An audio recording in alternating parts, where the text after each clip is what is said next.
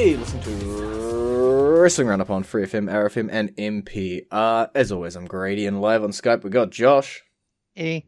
Raw, SmackDown, NXT. Where do we even start this week? We've also got some outside of the main shows stuff to talk about, but might as well start ourselves off on Raw because we got a match solidified for Hell in a Cell. Yeah, we do. But you know something? Rather than talking about Drew versus Bobby Lashley for the umpteenth time in a row, even though I didn't watch the show, I'd rather talk about AEW because I don't care about. That's how much I don't care about that match. Oof. That'll be the offhanded comment. Yep. As much as I'm Drew's biggest supporter, we know this.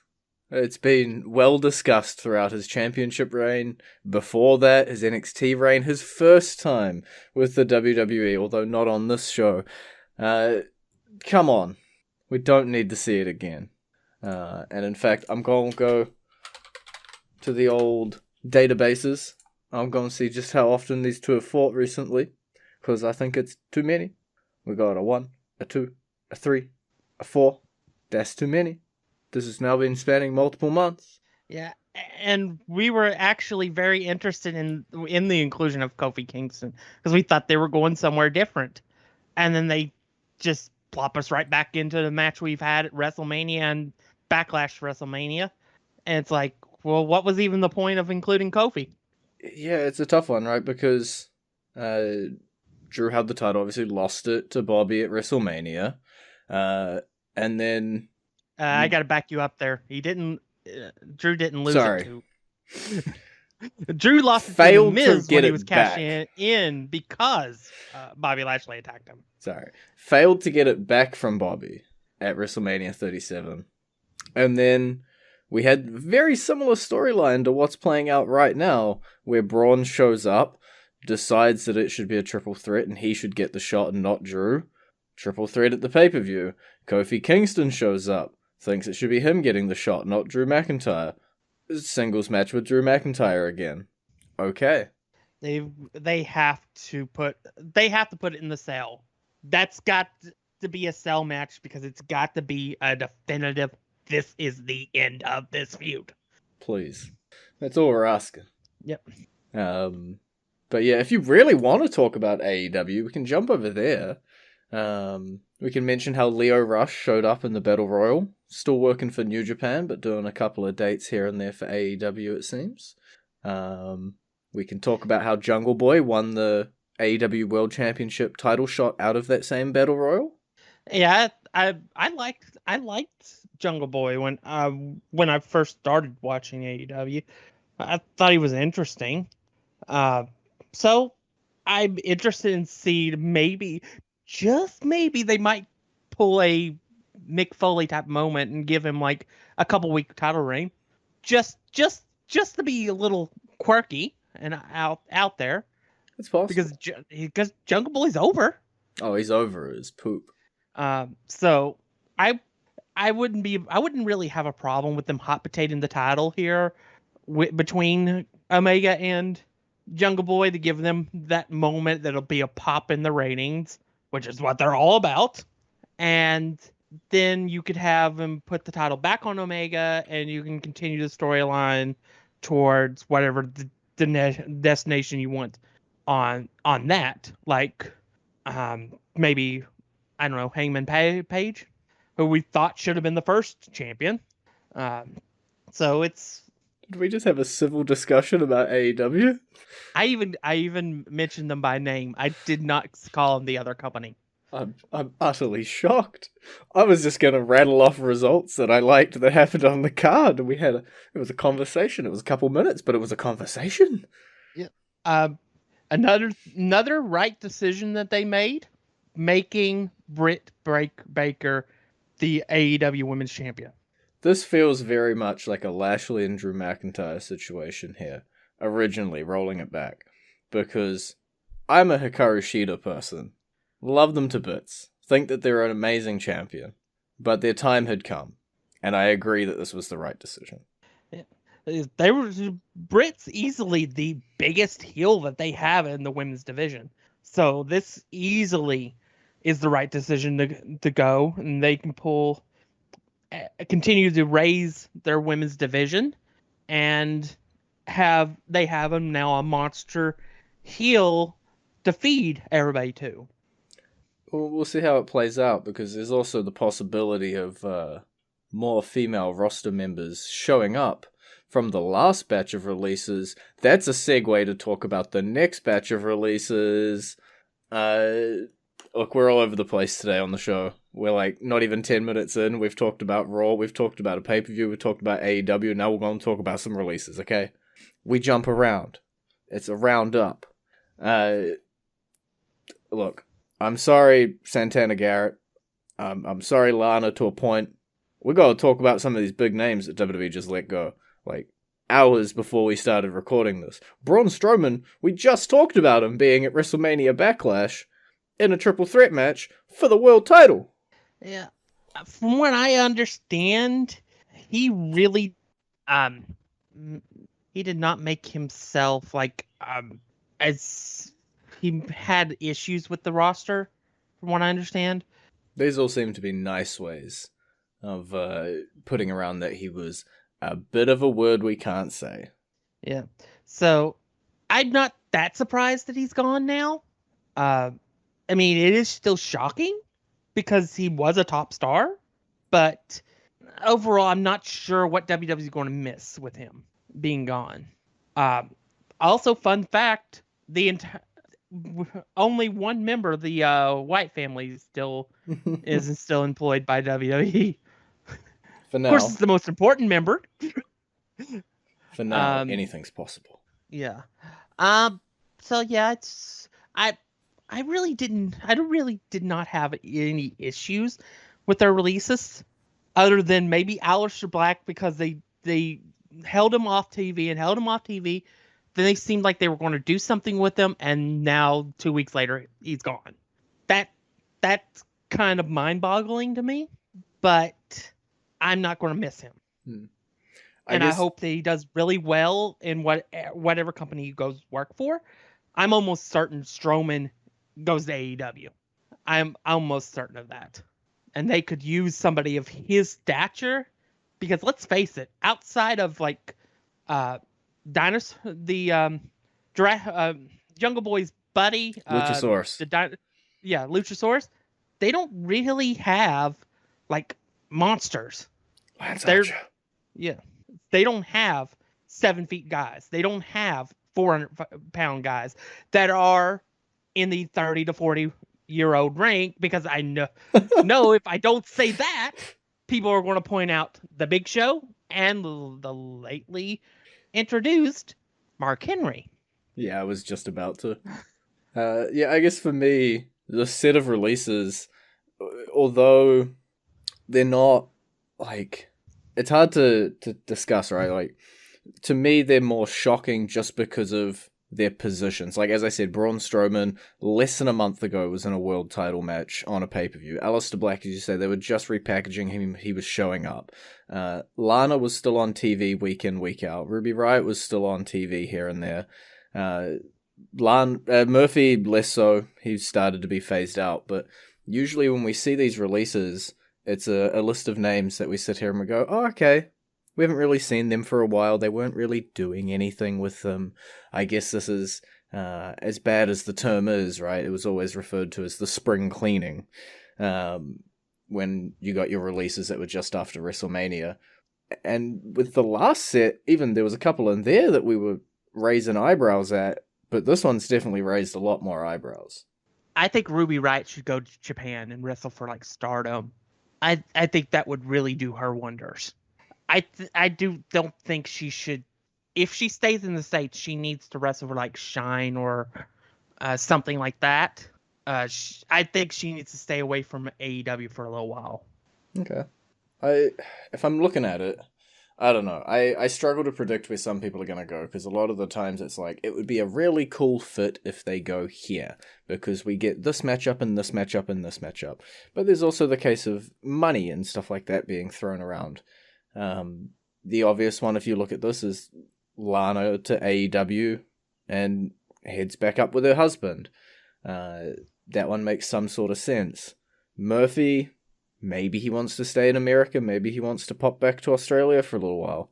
If he sticks in America, I could definitely see him going AEW or Impact. I think the guy's got a lot of talent in that X division on Impact at the moment, with their champion and everything. Absolutely amazing. Alexander, or AEW as a regular old roster person. Aleister Black, dude's got enough talent. Tommy End on the independent scene before he showed up was quite a popular dude. I think he'll land on his feet. Ignoring the Santana Garrett off the end of this list, I don't think anybody here is gonna fumble or fall away. I think they will all have positions to land in.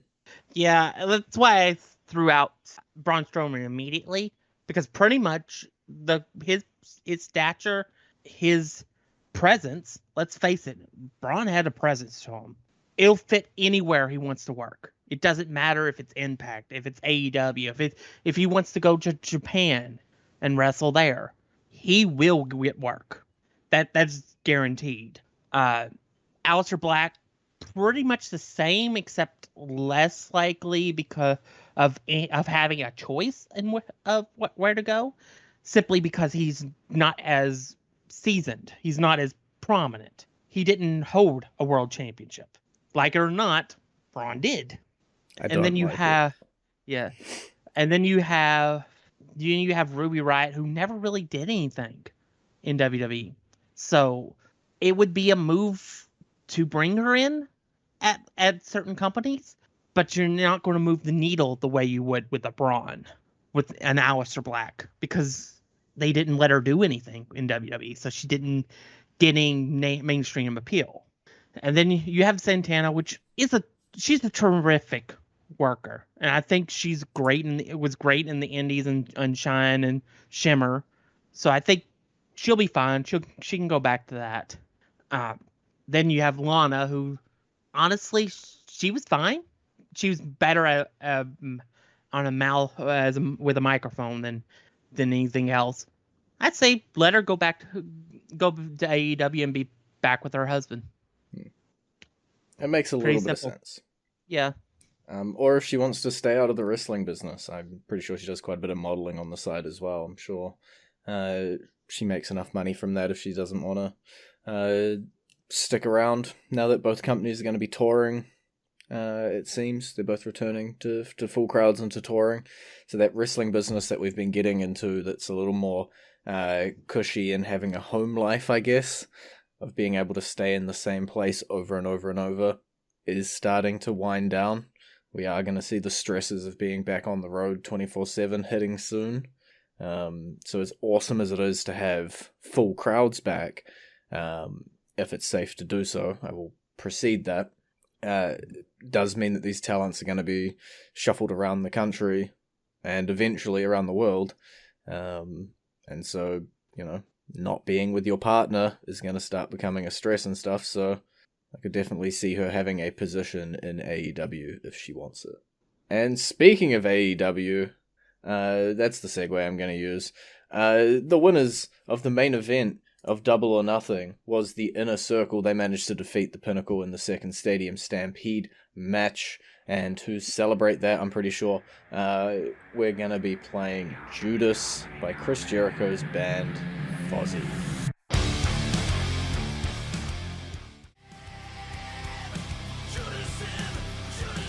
And you're back to listening Roundup on FreeFM, ArrowFM, and NPR. I'm Grady, he's Josh, and that was Judas by Fozzy.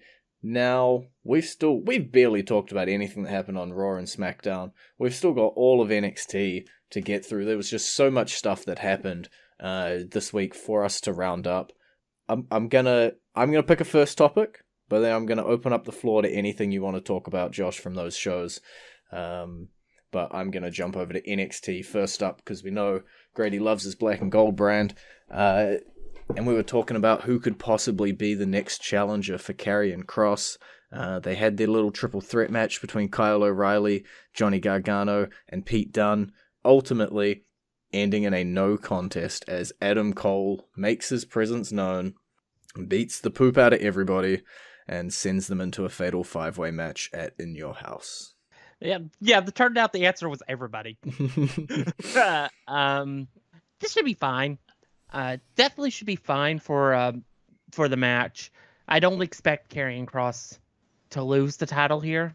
Yeah, I think I'm just going to throw out one theory just because I heard it on the internet, right? Karrion Kross, it's a fatal 5-way. You have somebody else win without Karrion taking the fall, Karrion go to the main roster. I've just heard it thrown around, so I'm going to throw it out here so I look like an amazing oracle if it happens. But then I also say that it's not my theory, so if it doesn't happen, I don't look stupid. This is called backing both ways. Yeah.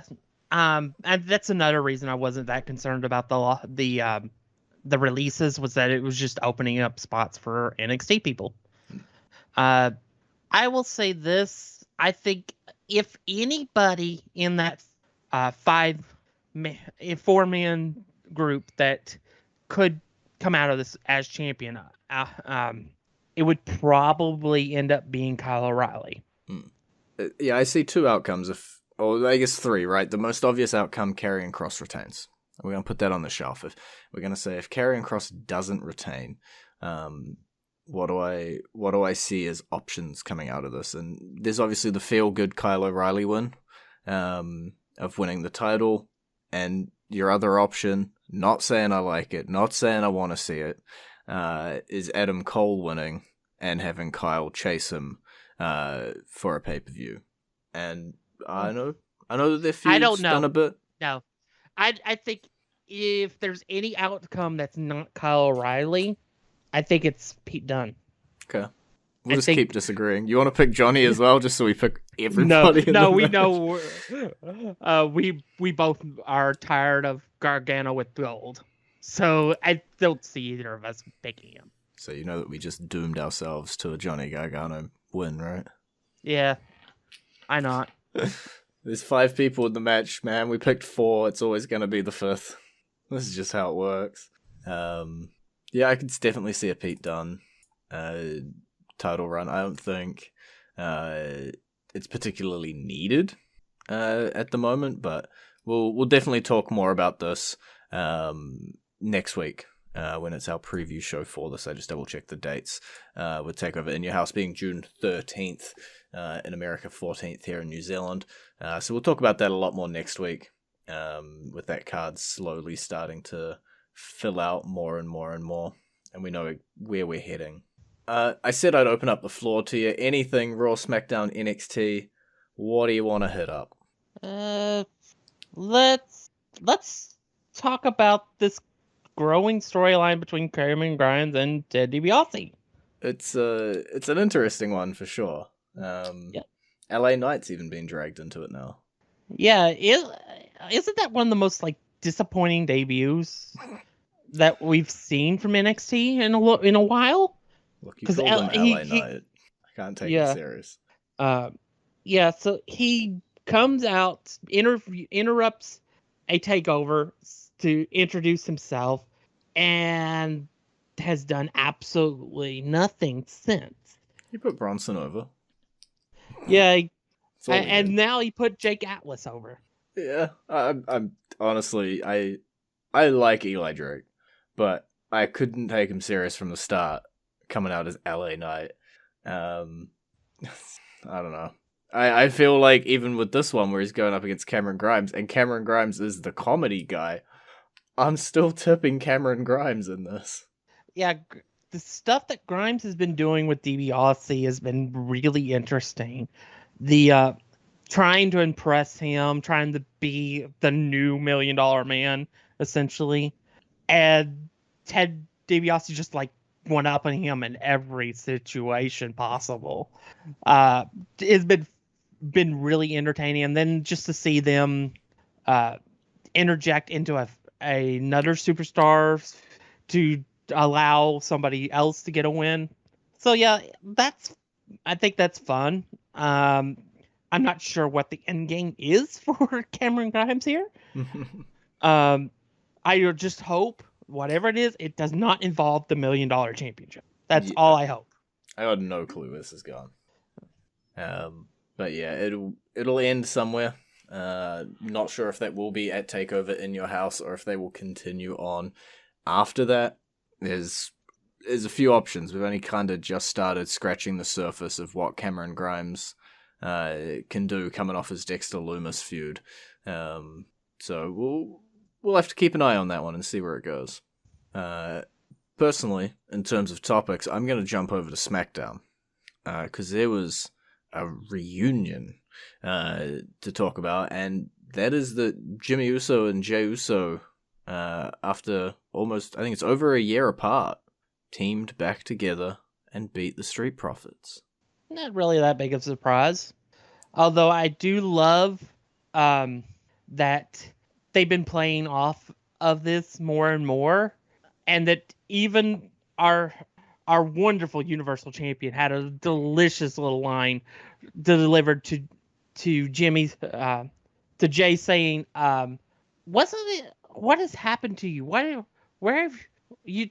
Not too long ago, you were main event Jay, and now it's just you're back to." Oh, which one is this? Is him again? That was perfect. I really think we're looking down the barrel of a situation where the Usos actually split up, legitimately, and it's something I didn't think would ever happen because they're twins. Yeah, the reason I bring it up as a topic is because I think there's so much here to discuss because I don't know where they're going. You know, so much of the stuff has been a little bit longer term, I guess, storytelling than usual. Here with the Jey Uso stuff originally and main event Jey Uso, doing all of that. It seemed like it was a sort of like last minute switch in, and then it's just been building and building and building. And then with Jimmy's return, you got options again because, you know, do you give them the SmackDown tag titles? Do you have them explode and have so much resentment beforehand? Do you take the quote-unquote, I guess, more boring route and just have Jimmy dissolve into the Tribal Chiefs table? I don't know what to call this little stable-y group that they've got. Or do you, as you say, have Jimmy versus Jay and they split up for a couple years and see where they can go? Yeah, that's what I've been wanting for years, was that I wanted to see what Jimmy and Jay could do on their own, because every so often while they were teaming, one of them would get hurt for like months, and then the other one would disappear because they're not being used because they're a package duo, which really bothered me because it's like you could have had a Jey Uso build. Yeah, there's nothing stopping them having already done one of these guys as a single star, as you say, during those many injury times. It just seems like, you know, the time was right this time. And do they follow it up or do they fall back into their old patterns? Yeah, that's why I'm really interested here, because I want to see where they go.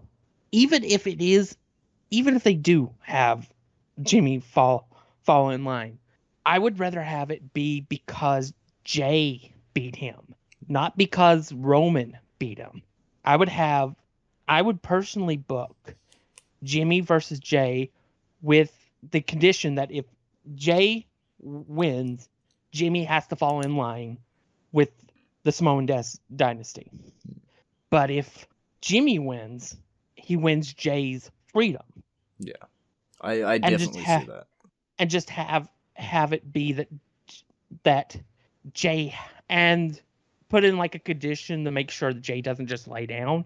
That if they feel that Jay like threw or something, or just wasn't giving it his all against his brother, that he'd be fired, or something like that. Something that would put a condition in it that Jay would actually have to fight his brother tooth and nail. And I think that would be an interesting match, and I think the promos going into that would be really interesting too. Yeah, Jay already proved he can go on the mic with his stuff with Roman, so that's a proven commodity there, and I'm sure Jimmy can be just as good. Well, talking about that feud, we got maybe 30 seconds left. Is there anything across Raw, SmackDown, NXT, or AEW that you want to just spit out now before we run out of time quickly? How about Reginald is now in another feud with somebody else that has nothing to do with Carmella anymore. Reginald's his own person, apparently. But Reginald got his freedom. Someone gave him socks and a book, man. Yeah.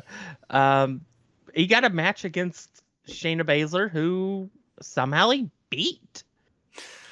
I don't know.